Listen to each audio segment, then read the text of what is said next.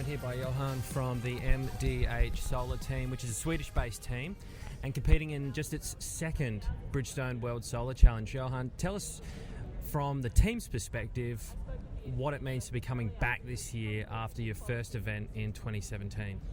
Well, it means a lot, because last time we didn't finish the race as we intended to. We had some problems with things we could not help and some problems with the teams itself. So this year we want to prove that we can actually finish the race. Our school is pretty small and we want to show, Sweden that we can compete and do things like this and compete the race.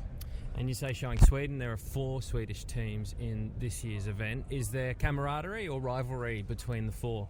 I mean, we are friends, but there is a big rivalry because, primarily we all compete amongst each other because we have roughly the same terms before the competition. So, yeah, it will mean a lot to beat the other Swedish teams. What class are you entering this year? And tell us a little bit about the car as well. We're entering the Challenger class, so we're going to have one driver and drive from Darwin to Adelaide. Our car is pretty heavy, and it's the same base as the last time. We have a lot of the same panels, and the frame is the same. But we made some improvements, mostly in the energy department and the battery. Because last year the battery did not work as intended, and that's why we couldn't finish the race. So we have basically improved upon our last car, and it's a pretty big car. It's one of the biggest in the race. It's both wide and long. But I think it's going to be good. I think we've done some great improvements. What, I guess, if any, benefit do you find in the way that your car's composed? Because obviously there are some quite large ones, and there are really 2 body shapes that get rolled out across the teams in the Challenger class, and then some very small cars out there this year as well. Yeah, our main benefit is it's more stable. We didn't have to think a lot about the stability of the car, since it's heavier than most cars. It's easier for us to just construct it in a way that makes it worthy on the road, and that's basically it. It's an easier construction. It's more stable.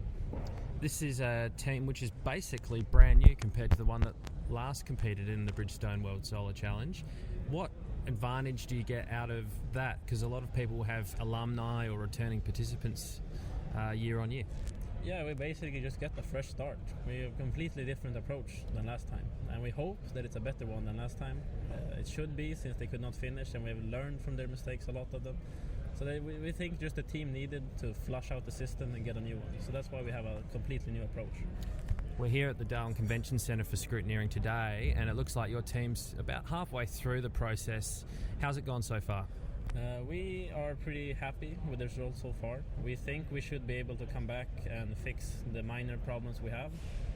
We had some minor problems with just how the way we designed it, but it should be fine. I mean, our major functions are working, and they've, so far at least, approved of all of them. So we're happy.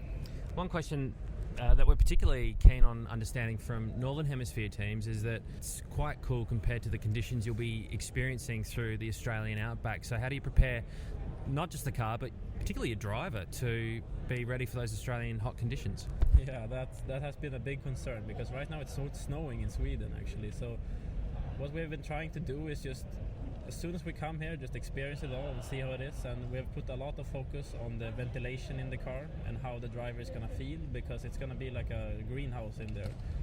But yeah, it's been a big issue for us, and back in Sweden we couldn't really test this climate, as you say, because it's so different. And even in the summer we are nowhere near the level of Darwin here. Well, all the best, and good luck in the challenge. Oh, thank you.